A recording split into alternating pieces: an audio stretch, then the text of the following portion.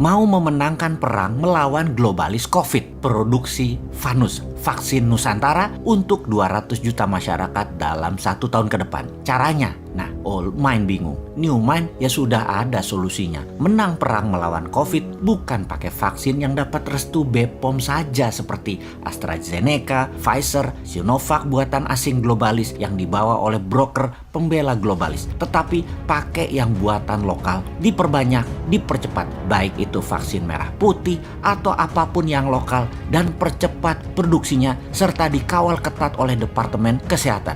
Juga modali Genos 5 triliun rupiah untuk pasang di semua publik area tempat massa berkumpul seperti pasar, mal, terminal, stasiun, bandara, pelabuhan terkoneksi dengan aplikasi Genos tersebut. Kemudian semua orang akan dicek random secara acak oleh Satgas COVID di pasar atau dimanapun. Aplikasinya di-scan oleh alat yang dibawa oleh Satgas COVID. Kalau hari itu belum tes Genos, segera digiring ke tempat Genos terdekat dan gratis, di mana aplikasi akan mencatat hasil positif atau negatif. Keluar rumah, pastikan hasil Genos di aplikasi negatif. Tes Genosnya bisa dimanapun gratis dan dekat jaraknya dari Anda. Genos tahun 2021 ini usahakan ada 1 juta alat Genos dan tahun depan 2022 hingga 3 juta alat. Demikian halnya dengan Fanus vaksin Nusantara yang akan membuat imunitas naik. Fanus adalah imunoterapi, imunitas dinaikkan tinggi sehingga dalam 1 tahun ke depan herd immunity terbentuk di Indonesia dalam waktu cepat dengan vaksin globalis yang kira-kira mengcover 20% penduduk dan vaksin lokal mengcover 60% populasi, maka 80% populasi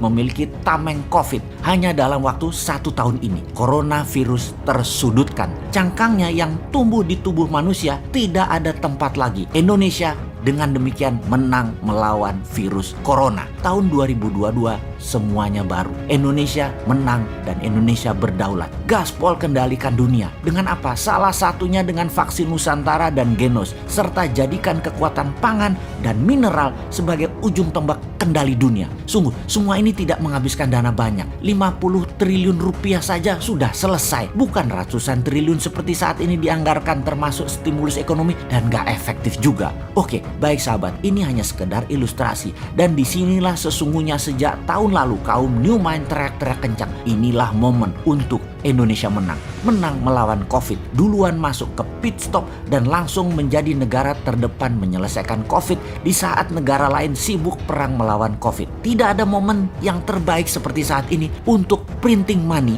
kecuali berbarengan dengan produksi. Printing money 50 triliun buat Genos dan Fanus vaksin Nusantara serta vaksin-vaksin lainnya juga untuk memproduksi vitamin gratis yang akan dibagikan ke setiap anak bangsa. Semua itu 100% bahan bakunya lokal. Selesai itu masalah COVID. Sekarang momentum tersebut ada. Kalau saja dilakukan sekarang, ya benar, sekarang wahai pejabat, kalau Anda benar-benar mencintai rakyat dan bangsa, pastikan akhir tahun 2021 ini COVID 0. Dengan strategi printing money tadi, Indonesia tidak perlu import vaksin asing yang membuat broker vaksin asing, agen globalis dan agen politik 2024 memanfaatkan fasilitas kesehatan itu bakal kering cuannya dan pastinya menyelesaikan masalah COVID serta ekonomi Indonesia dengan cara elegan. Ketika pejabat sadar, oh printing money itu menyelesaikan COVID dan membuat 100% karya putra anak bangsa ini dibiayai tanpa hutang, itu begini toh. Lah setelah itu proyek infrastruktur dilanjutkan, proyek ibu kota dilanjutkan dengan 100%